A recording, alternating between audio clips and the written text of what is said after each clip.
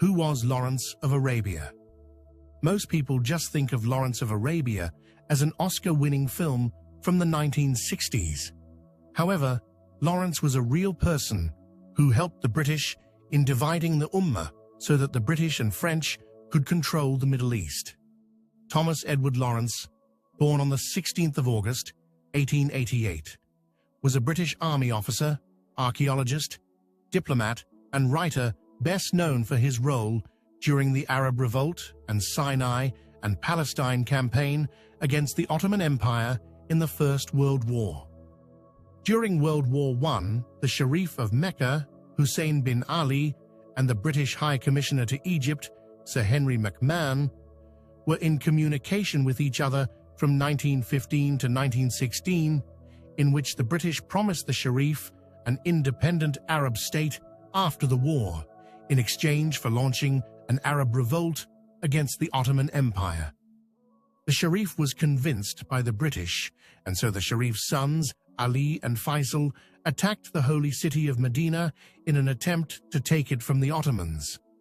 After 3 days of attacks, they were unable to defeat the Ottomans, so they retreated.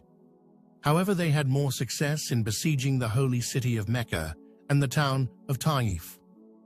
While this was going on, the British were bombing the Ottoman forts across the port cities of the Red Sea. It was at this time that the British then sent Lawrence to liaise with the Arab leadership, as he was fluent in Arabic, which he had learnt in Lebanon, and he also had vast knowledge about the Arab regions, having worked on excavations on behalf of the British Museum. Lawrence was an advisor to the Sharif's son Faisal. Although they had some success over the Ottomans, Lawrence was not impressed by Faisal's forces, as he said, "One company of Turks firmly entrenched in open country could have defied the entire army of them, and a pitched defeat would have ended the war by sheer horror." The Arab Revolt simply didn't have enough fighters to take on the Ottomans. This was probably due to the fact that the majority of Arabs didn't support the Arab Revolt. All across the Middle East, the majority were loyal to the Ottoman Empire and were against the idea of Arab nationalism. To put this into context, 500,000 British troops were fighting the Ottomans, while the number of Arabs fighting were only around 3,500.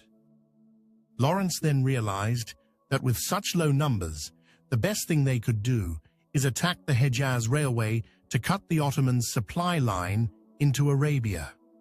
Small groups would blow up sections of the track, bridges, and water towers. They would also attack some stations that were weakly defended. The British were keen for the Ottomans to be preoccupied by the Arab Revolt so that the British can invade Palestine. While the British promised the Sharif an Arab state, they were also negotiating with the French in the Sykes-Picot Agreement, on which territories will be controlled by them after the war. The British also published the Balfour Declaration, which promised the establishment of a Jewish nation in Palestine. Despite the Arabs having disagreements with the British over these agreements, they continued to attack the Hejaz Railway and help the British. The Arabs were hoping that the reality on the ground will be different than that of any paper agreement. The British troops then swiftly advanced through Palestine, Jordan, Lebanon, and Syria. The Ottoman Empire then agreed to an armistice. The Arab leaders were now in negotiations with the British over the future of the region. These negotiations were, however, unsuccessful. Instead of the Middle East becoming an Arab state as promised, it was partitioned into sections and zones controlled by Britain and France. Later, Lawrence of Arabia revealed the truth about the so-called Arab Revolt.